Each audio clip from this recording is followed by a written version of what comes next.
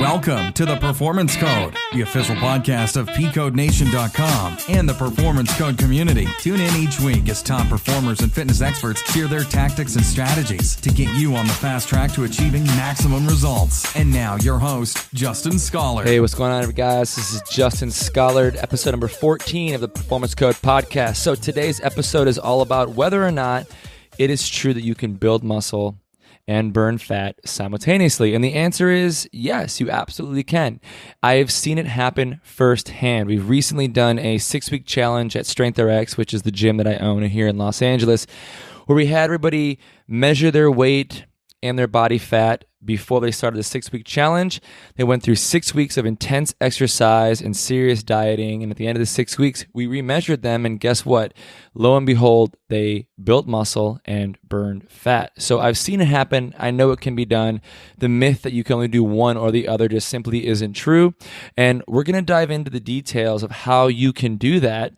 But before we do, I want to mention that this episode is brought to you by the Performance Code Academy.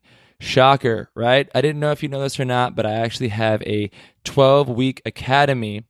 It is a split routine, strength, size, and conditioning academy built by yours truly to bring you through a progressive overload, super compensation, strength and conditioning routine to increase your size, your strength, and your athleticism. So if that sounds like you, if you're struggling with what to do at the gym, getting there is not a problem. It's what you do when you're there. And I think we can all relate to that. We've all been trapped in this 4 to 6 workout cycle that we just keep repeating. And like I said in previous episodes, you might break a sweat. You might feel like you're getting a workout and you might even be sore the next day. But the reality is that if you don't vary your exposure to movement and the amount of weight that you're lifting and the amount of exercises that you're doing, the bottom line is that your body's most likely already adapted to that routine, even though it feels like you're getting a good workout in. If you're struggling with seeing results, the answer is your body just doesn't quite have the reason to adapt that you might think it does. So I encourage you to come on over to pcodenation.com, check out the academy. It's a 12-week course. We ramp you up. By the end of that 12 weeks, you're going to be a completely different person. It's all delivered through the Performance Code app. So you can just go to the App Store, download the Performance Code app, video demonstrations, written instructions, notes written for every single workout. It's even got a progress tracker. It's got built-in timers, nutrition, everything that you need to get yourself off on the right foot. And for a limited time, guys, if you buy this 12-week program, you're going to get a complimentary coaching call with yours truly. So go over to pcodenation.com, check it out, see if it's right for you. If you do buy it, then you and I have a phone call coming up, and we're going to be able to walk through whatever you're struggling with and make sure that you're getting off on the right foot. Okay, so with that said, guys, on to today's episode. Can you build muscle and burn fat at the same time? And like I said earlier, yeah, of course you can. And I'm going to lay out exactly how you're going to do that. So number one, we're going to talk about what you're eating. Now, I've already discussed this in length in previous episodes, so I'm not going to go too deep into it now. If you want to, you can go back to the episode entitled Is Low Carb Ruining Your Life? I believe it's either 10 or 11. And you can listen to exactly what you should be eating on a regular basis. But in general, you want to make sure that you're eating about 4 or 5 meals a day. I want at least 0.7 grams of protein per pound of body weight, and about 25% of your overall calories every day coming from carbohydrates. The remainder can be filled in with fats and proteins. So that's just sort of a general rule of thumb. You divide that over 4 or 5 meals, obviously getting your vegetables in, and that's going to put you light years ahead of the game. So as far as the training goes, now this is where the sort of the devil's in the details, right? So let's just say we have limited time. The reality is that not everybody has time to do 6 workouts a week that are an hour long. So how do we create a situation where you're getting your strength training, you're getting your hypertrophy training, which is just basically doing enough volume to encourage muscle growth, and you're also getting your conditioning, right? So we need to find a plan that's going to enable you to benefit from all 3 of those areas of fitness.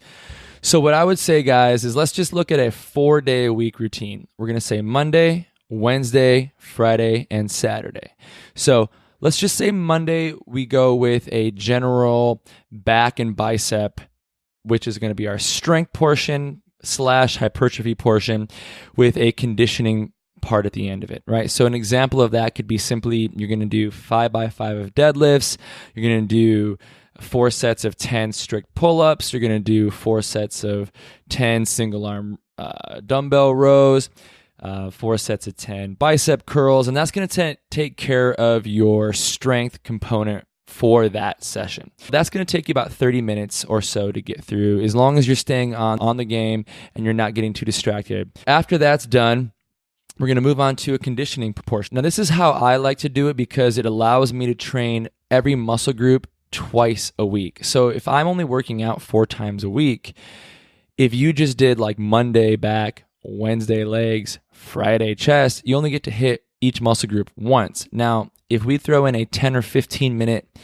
metabolic conditioning workout at the end of our strength training session, then we can tie in the opposing muscle groups into our metabolic conditioning that we didn't train in our strength training, therefore giving us the ability to train every muscle group twice per week, simultaneously getting a metabolic conditioning workout in, which is going to burn some extra body fat. So how that looks is we got our deadlifts, we got our pull-ups, we got our rows, we got our bicep curls. Okay, done. That's our strength / hypertrophy training. Now we're going to go into a metabolic conditioning. So what I didn't train in that workout is my chest, my shoulders, and my triceps. So for my metabolic conditioning, I might throw in something like dips, burpees, push-ups. I might even do some lighter bench press for higher reps combined with maybe a box jump or a deadlift or a kettlebell swing to get my heart rate up. So you kind of see how this works now. We've done our deadlifts, pull-ups, bicep curls, and rows. And now we're going to go into maybe 4 or 5 rounds for time of 15 dips, 20 kettlebell swings, and 25 box jumps.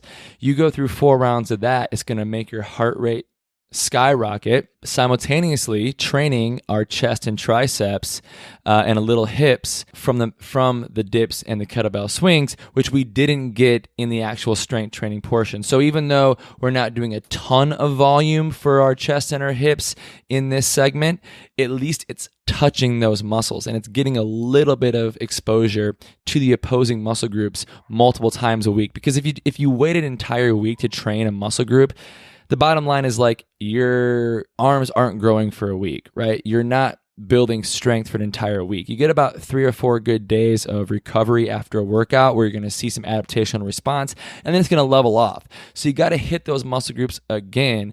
And so if we're on a tight schedule and we're training 4 days a week, that's just a good way to lay it out to where every workout is having enough time for strength and hypertrophy for that specific muscle group that we intend to train that day.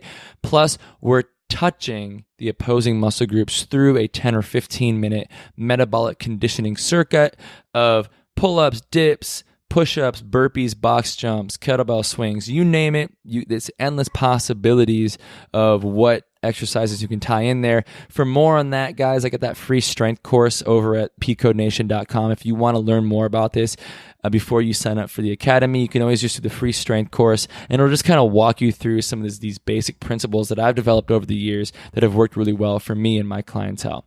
When you do that, you get the benefits of creating a situation in your body where you're building enough muscle through the first half of the workout.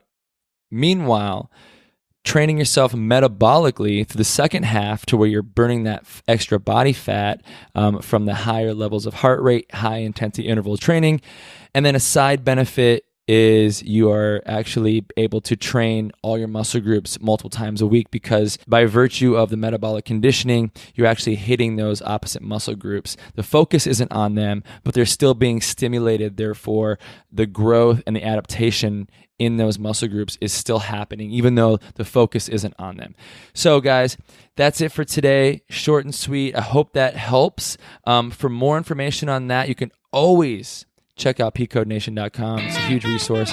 All right, guys. Thanks a lot for tuning in. I'll see you next week for another episode. Thanks so much for listening to The Performance Code, the official podcast of pcodenation.com, with your host, Justin Schollard, online at pcodenation.com. We'll catch you next time.